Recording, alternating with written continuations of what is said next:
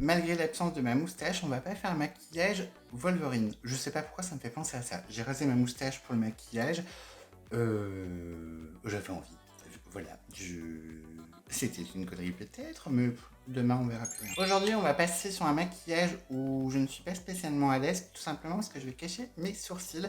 Et c'est pas un exercice sur lequel je suis très expérimentée. Il n'y avait pas forcément besoin sur le maquillage que je veux faire, donc cette étape-là est optionnelle, mais j'avais envie de m'y entraîner, donc on va faire, et si c'est bien fait, vous aurez un tuto. Alors après, il en existe beaucoup sur internet, mais bref, on va commencer. Donc moi j'ai pris le bâton de colle de chez Carrefour, je crois qu'elle marche bien. Je l'ai testé aussi avec la UU il y a 1 an ou 2, je trouvais que ça marchait un peu moins bien. Donc j'ai retiré mon piercing à ce niveau là. Donc j'applique ma colle très grossièrement, j'en mets beaucoup. Un goupillon, donc dans un premier temps je mets à contresens et ensuite je viens plaquer mes sourcils. Je les plaque plus ou moins dans le sens de ma pouce. Je remets de la colle vraiment dans le sens où je viens de les plaquer. Je viens les lisser au doigt. On va laisser sécher un petit peu et on va remettre une couche. Donc je triche, je vais prendre le ventilateur. Dès que vous sentez que vos sourcils ne collent plus, remettez une couche. De base, il faut vraiment que ça tienne longtemps. Alors, c'est vraiment des techniques qui sont utilisées par les drag queens, par les drag kings, par les transformistes et aussi par les maquillages effets spéciaux. Je vais prendre une poudre. Je vais prendre la poudre de chez Fenty, la Lavender, pardon, pour essayer de contrebalancer un petit peu la pigmentation de mes poils. Alors après, c'est pas très grave parce que je mets du correcteur pour les cacher, mais je vais quand même commencer avec ça.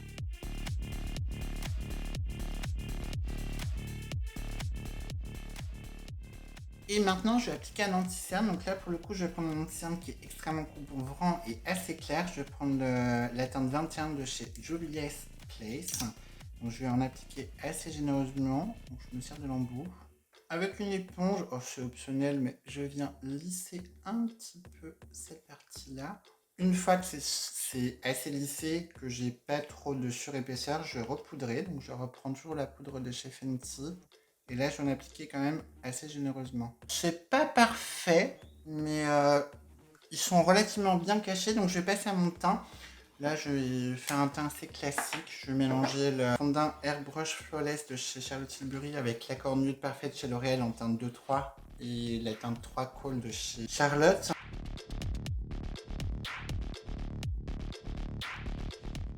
Donc j'ai appliqué mon fond de teint, je vais poudrer mon teint, je vais juste pas poudrer mon dessous des yeux parce que j'ai pas mis d'anti-cerne mais c'est volontaire. Donc toujours pareil, là je reste avec la poudre un peu Fenty. Je reste avec la poudre Fenty. Bon, clairement il y a une étape que j'ai un peu foirée sur mes sourcils. Hein. Là, je vous avais dit, c'est pas grave. Mais bon. Quand même un petit peu foiré. Au niveau du teint, je vais faire un blush, mais on va faire un blush assez foncé. Le blush, vu que j'ai plein de taches, je vais essayer de reprendre un blush de chez Nocibé, de la palette Magic Palette. J'ai un blush un petit peu dans la teinte que je veux, en plus. J'y ai pas pensé, c'est pour ça que je l'ai pas mis avant. Ouais, ça va être bien. Je vais rajouter ça par-dessus. Actuellement, j'ai très chaud. Il fait 34 heures. Moi, je suis aux des éclairages et j'ai chaud. Assaut. On va prendre un crayon noir, on va commencer à dessiner des formes parce que ça va pas rester comme ça. Et ça va me permettre de corriger les endroits où il va y avoir besoin de corriger. Je vais commencer mes yeux parce que j'ai plein de taches que j'aimerais rectifier. Je vais prendre un crayon noir. Alors, il ne faut pas forcément un crayon qui marque énormément, mais un crayon qui soit assez gras pour bien marquer. Si vous n'êtes pas à l'aise, commencez avec un crayon beige, ce que je devrais faire d'ailleurs certainement, mais j'ai le goût du risque.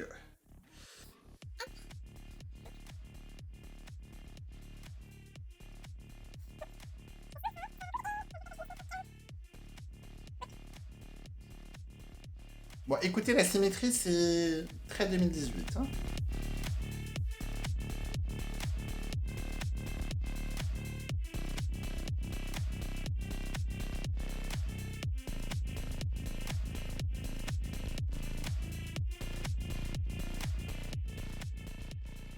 Je vais me servir d'un liner de chez Beauty Bay, la teinte Void, donc la teinte noire. Vous pouvez aussi prendre un liner cake, c'est tout à fait faisable.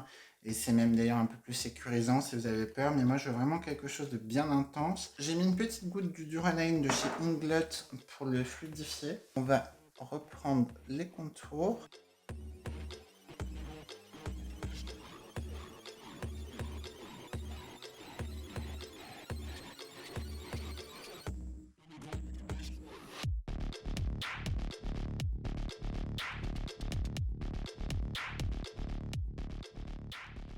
Maintenant que j'ai tracé les contours, je viendrai les préciser au besoin. Je vais venir remplir, donc je vais garder le même produit, je vais juste changer de pinceau pour aller quand même un petit peu plus vite. Je vais prendre un pinceau plat de chez Beauty Bay en forme de langue de chat. Bien. Et je vais venir remplir mes formes. Pour l'instant, ça fait très kiss.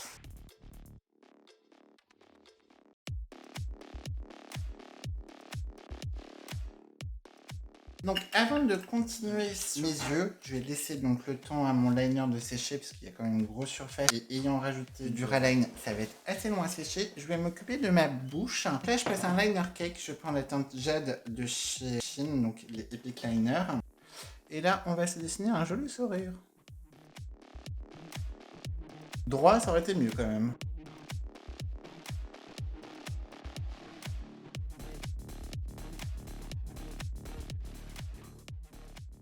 Maintenant que l'esquisse de ma bouche est faite, je vais prendre un rouge à lèvres noir chez Kiko, qui est un rouge à lèvres mat, plutôt avec une très bonne tenue. Alors moi je vais continuer avec un liner feutre parce que je vais être plus à l'aise, mais vous pouvez totalement continuer avec un liner cake ou avec votre pinceau si vous êtes plus à l'aise. Je vais dessiner donc des petites hachures. Ça va pas être des dents, ça va être vraiment des petites hachures.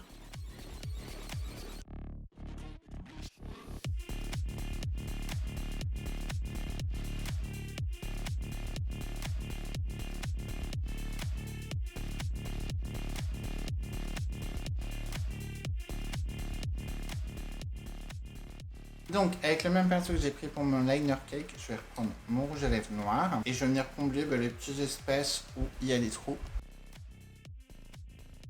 Avec un pinceau lèvres ou directement avec l'embout, vous pourriez, mais ça me permet d'être assez précis et puis de refaire des hachures si jamais j'ai besoin, avec un produit qui tient bien. Mes yeux ont dû bien sécher depuis, donc je vais faire la même chose que j'ai fait au niveau de ma bouche. Je vais créer plein de petites hachures. Avant de faire mes hachures, je vais combler les endroits où il manque. Il faudrait que ce soit le plus uniforme possible, même si je vais remettre quelque chose après par-dessus. On va procéder à la même chose au niveau des yeux, toujours avec mon pinceau liner. On va créer des petites hachures.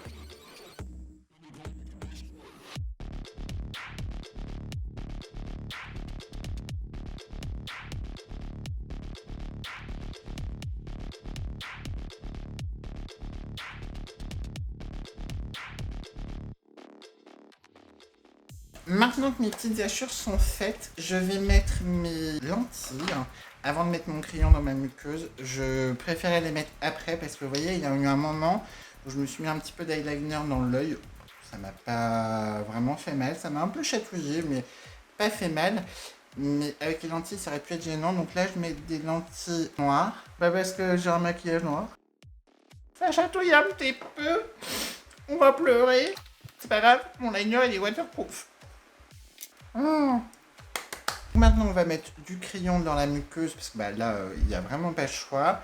J'ai pris le premier crayon, donc là c'est un crayon de chez Marc Jacob mais c'est pas mon préféré. Vous savez moi le préféré de chez Marc Jacob c'est le fine liner. Comme ça je comble, vous voyez la différence, je viens combler. Pour la muqueuse supérieure, je prends un miroir et je viens.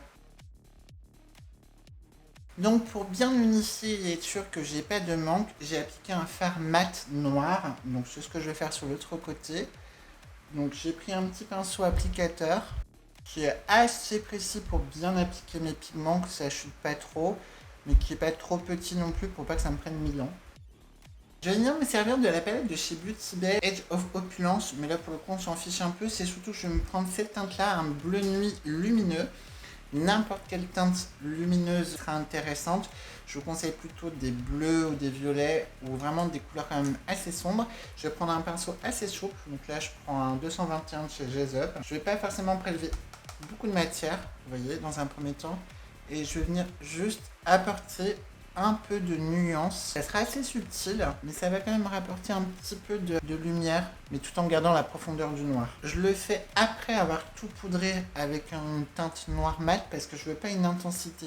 Sinon, je l'aurais fait avant, pour vraiment avoir une jolie intensité, mais c'est pas ce que je veux. Je veux juste apporter un petit peu de nuance entre mon creux de paupière et la naissance de mes sourcils. Après, moi, j'ai des paupières tombantes, donc je monte assez haut. Vous pouvez très bien suivre votre creux de paupière habituel. Je vais en appliquer sur mon ratil aussi. Pour votre ratil inférieur, si vous avez un peu peur, n'hésitez pas à prendre un pinceau un petit peu plus petit. Mais comme je ne fais pas quelque chose de très intense, je peux me permettre de garder le pinceau que j'ai. Pour mon coin interne, je vais rester avec la même teinte. Je vais prendre un pinceau 135-140 de chez Péguissage. Et là, je vais prendre la teinte, je vais l'appliquer par contre plutôt en intensité. Donc, je n'hésite pas à saturer mon pinceau. Et je viens bien intensifier mon coin interne. Toujours avec le même pinceau, je vais en appliquer également au centre de mes lèvres, qui va me permettre d'avoir un petit raccord avec mes yeux. Et comme pour les yeux, d'apporter un peu de lumière. Highlighter, je prends un produit de chez KVD, donc c'est le Metal Crush en teinte Rose Chuck.